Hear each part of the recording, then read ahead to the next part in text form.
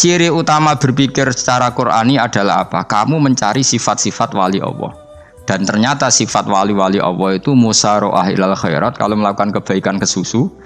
Dan sifat orang munafik itu kalau melakukan kebaikan bermalas-malasan. Wa idza qamu ilas sholati qamu kusala. Sehingga kata Fathul Mu'in, kalau kamu sholat kudu ono kesusune, ono nasate, guling-gilingan kamu biar tidak berkategori munafik.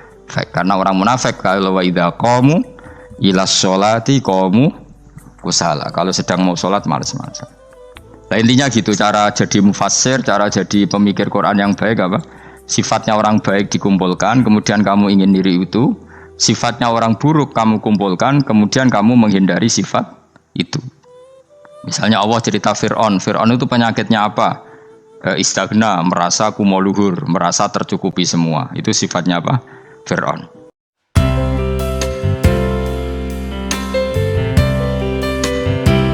Terus kita tahu di Quran, di hadis itu ada janji Allah, kemudian ada apa? Ancaman Allah. Terus yang dijanjikan tentu para wali. Wali wong apik kowe wali, sanggepe wali. Wali amatir wali, pokoke wali.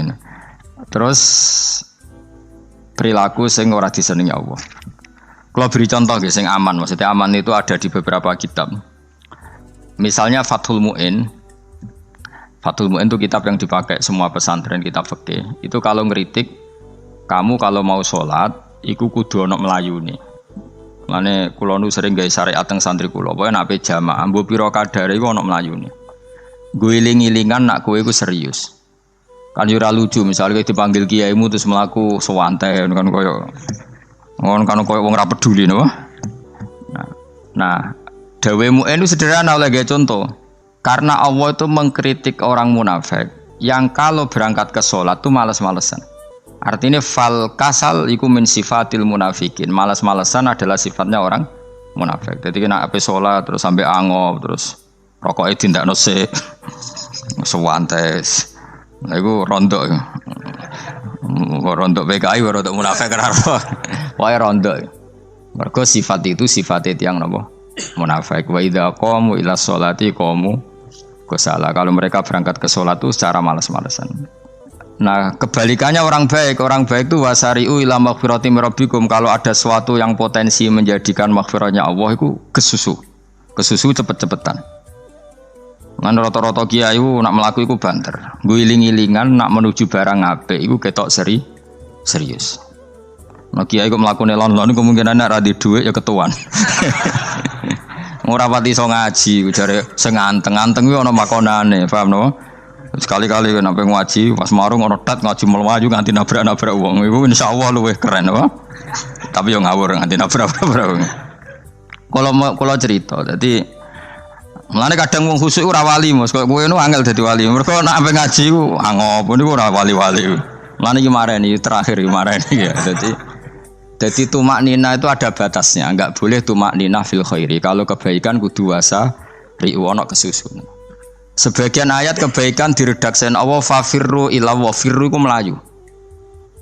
Jadi kan ape ngaji kok lon-lon pe jamaah gak seru, kudu napa? Melayu. Ana melayune, ana unsur cepet-cepet. Mulane kadang wong anteng ra dadi wali-wali mereka kenemenen. Paham ya? Iki peringatan ke wong Solo mbek Jogja niki. Nah bab iki ape wong Madura. Tapi nak hadis la takhdhab ape wong Solo mbek Jogja. Dadi kok plus minus apa? Madura soleh lah kandhani la takhdhab itu paling abot. Aja gampang muring-muring. Paling abot. Lan kula di santri Madura kathah. Tak kandhani pantangane hadisnya Madura la takhdhab. Mergo Madura paling susah nak disuruh menahan muring-muring. Nah wong Solo Jogja nak kon kesusu ra gelem. Ngalon-alon waton kelakon Muhammadan. Saiki jog ngaji dirubah no. Sing wong Jogja koyo Ruhin barang Melayu. Sing wong Madura ora napa? Ora emosi. Jadi ya gak apa-apa, memang kita tidak pernah sempurna. Aku long Pantura, radi seneng misoh Pantura niku. Mergo belah no.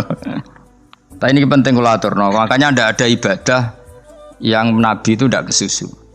Bahkan saking kesusunya Nabi itu pernah ada kejadian dan ini enggak bisa ditiru secara fikih. Saya ulang lagi ini enggak bisa ditiru secara fikih. Ada air itu kira-kira ya hanya sekitar 100 meter. Tapi saya ulang lagi ini enggak bisa ditiru secara fikih. Nabi itu tidak tidak wudu. Tapi tayamum yang dekat sama debu di dekat kamarnya Nabi. Itu riwayat yang memang nggak bisa ditiru tapi harus dibenarkan. Ketika Nabi ditanya, kenapa engkau tidak menuju air itu? Jadi, saya tidak yakin sampai air itu. Padahal saya kesusu nang suci. Jadi saking inginnya Nabi nang apa? Nang suci itu sudah yang dekat tayamum saya tayamum. Tapi saya ulang lagi, ini nggak bisa ditiru secara fikih. Karena kamu tidak akan hadir kayak Nabi, makanya ini tak peringatkan kamu kan tidak akan hadir. Meniru aku kira iso, meniru Nabi itu baru iso. Iso Gus nak niru yang jajal mau kitab koyo aku nak melengkar kabeh. Jadi Nabi pernah ngalamin itu ya. Jadi itu nggak sampai 100 meter ada air, mungkin nggak sampai 50 meter bahkan. Tapi Nabi itu pas panik, mungkin saking hadirnya pada Allah ingin posisi suci, itu apa itu tayamum.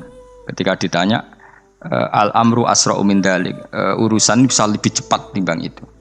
Saya pernah ngalami seperti itu tapi tidak se-ekstrim tayamum. Wudu pakai aqua, pakai. Jadi saya pernah di mobil, kemudian saya pas usul, mobil tak suruh berhenti terus saya wudu pakai air aqua. Padahal ya dekat masjid ya dekat. Karena kadang tadi kepanikannya orang-orang dekat Allah itu beda. Itu pokoknya butuh asra', butuh melakukan apa sesuatu yang cepat. Ada contoh lagi yang lebih ekstrim. Ada ulama punya baju dua. Karena orang Arab kalau pakai pakaian kan celana, terus sarung, baru apa? Jubah. Makanya orang Arab itu biasa pakai lafaif apa? Berlapis-lapis apa pakaiannya. Ya pastinya pas kondisi ideal itu punya lafaif. Ya kayak saya misalnya kan nggak pakai kaos. Karena orang priayi kan mesti pakai kaos baju. Cuma saya nggak pernah pakai jas. Dianggap nganten malah repot. Kalau disungkan, kalau dijas kuatakan. Gara-gara dianggap kiai rata-rata nak ngaji kan aku jas. Makanya njaluk kan nggo ngiyai. Wah bingung, bos sing ngekek iku niat sakake, Gus Bak ora nggo jas ora kelar tuku tapi ya ora ro. Niate mbok elek apik ya ora ro. Kemungkinane iku nganggep aku ora kelar tuku terus ngekeki. Itu berarti suudzon yang terlembagakan. Kemungkinane ya saking takdime wae kepengin kiai ini duwe jas. Atau kemungkinan ini Gus Bak iku lho mau ben dikekno wong ra jelas-jelas ya. Enggak ngerti dan enggak perlu dikonfirmasi ben supaya ngamal. Lah kiai ini apa lagi wudu, wong Arab lagi adus ning hammam. Hammam iku wis pokoke dhisik kan ana pemandian umum ya, sekarang sama lah di. Pas di pemandian umum itu beliau ditunggoni santri nih, mulai dulu ya memang ada adat ya kalau kadang kiai tindak itu di daerah santri nih. Aku ora gem daerah Mustofa, lah mlakune gede malah lara kabeh. Jak ning bandara iku sing roh terminal A1 ya aku, ndekne tiket ya aku iku derekno malah aku sing derekno akhirnya. Sembrono. Seloro kabeh diten. Opo ora roh. Swarga ya ora roh ndekne sampeyan nak kayak tuntun ya ora roh. Singkat cerita si kiai tadi dengar fulan saya minta baju karena yang miskin ini di dalam kamar mandi itu mestinya ya udah. Mengkiai sudah di kamar mandi, itu bilang ke santrinya, Cung, baju itu kasihkan satu sama yang minta tadi. Terus kata santrinya, ya Syekh, halla badaan hosal tambok kamu jangan ke susu, kamu mandi dulu, engkau mandi dulu baru ngasih. Terus kata beliau, hati saya pas itu ingin ngasih. Setelah mandi saya selesai, mungkin hati saya sudah rubah, tidak ingin apa? Ngasih. Jadi cepat itu imma takut mati sehingga kamu tidak sempat melakukan kebaikan, wa imma takut rubah. Apa? Takut rubah. Kan iso wae pas adus karena mungkin lagi seneng-senenge kena banyu, lomo. Barang-barang adus medit. Kan yo ora roh. Wah nek pas lomo lakoni wae engko kan iso medit. Atau pas sampai lomo wis mati. Potensi jadi kita ini mengejar waktu mati dan mengejar berubahnya pikiran apa? Berubahnya apa? Pikiran. Pokoknya walhasil dalam semua kebaikan teksnya Quran itu fafirru ilallah, lari. Firor itu maknanya apa? Lari. Itu yang saya minta lah. Jadi apa tradisi tertentu. Tapi memang tradisi tumak nina itu bagus. Saya hormat sama orang Jogja, Solo, Magelang itu hormat. Tradisi tumak nina itu bagus. Tapi kadang kenemen. Karena ada momen di mana kita harus ke susu. Misalnya kebakaran kan ke susu. Kalau takut kebakaran saja kita harus ke susu, apalagi ini kebakaran rokok, spring, itu lari. Ya, jadi ini kita harus fair. Makanya guling-gilingan. Saya tuh kalau manggil santri kok kurang lari itu tak marahin. Bukan karena saya, saya ingin bikin syariat. Kalau mau jamaah gitu, sa'i samu kudu mlakune iku beda. Makanya sa'i itu kan maknanya melaku kecil. Itu hebatnya Islam.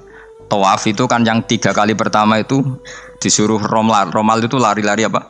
Kecil. Sa'i juga sama. Itu guling-gilingan, kita ndak boleh sowan pangeran dingin-dingin saja. Mangkelo lho. Cara pangeran terus ana wong tawaf ya mlaku mbek angop terus santai. Iku bangune apa ibadah, kangen aku ta ora kok saenake dhewe. Nek melayu kan seru. Apa?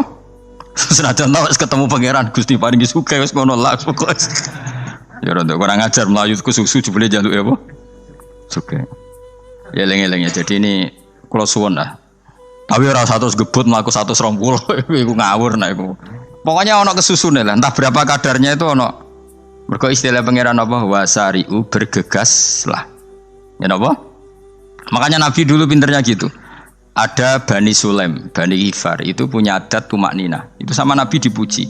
Adat kamu bagus tumak nina, tapi dikurangi tumak ninahnya kalau dalam kebaikan harus kesusu. Ada daerah yang temperamental. Dikandani Nabi la taghdab. Ya sama seperti di kita kan. Orang Madura di bab musyawarah ahlul khairat mungkin bagus, tapi di la taghdab kurang. Orang Solo, Jogja di tumak nina bagus, tapi di musyawarah kurang. Jadi makanya ini barokahnya ngaji ya dirubah sidik-sidik. Maksudnya yang plus minusnya itu dirubah. Karena saya belum pernah menemukan tag orang baik itu diredaksikan tenang, tapi semuanya redaksinya apa? Wasari'u itu apa? Bergegaslah, fafirru, larilah. Jadi fafirru ilallah, maka larilah. Firu itu lari apa berjalan? Lari. Supaya maksudnya lari itu tidak harus lari kayak pembalap itu enggak. Pokoknya ada unsur kesusune gitu. Ada unsur bergegas. Dan karena ada etis memang, misalnya saya sebagai anak dikasih tahu babak atau kangkang Gus ibu sedang gerah serono swantai itu kan kayak gak ngergani wong tua kudu ono melayu nih.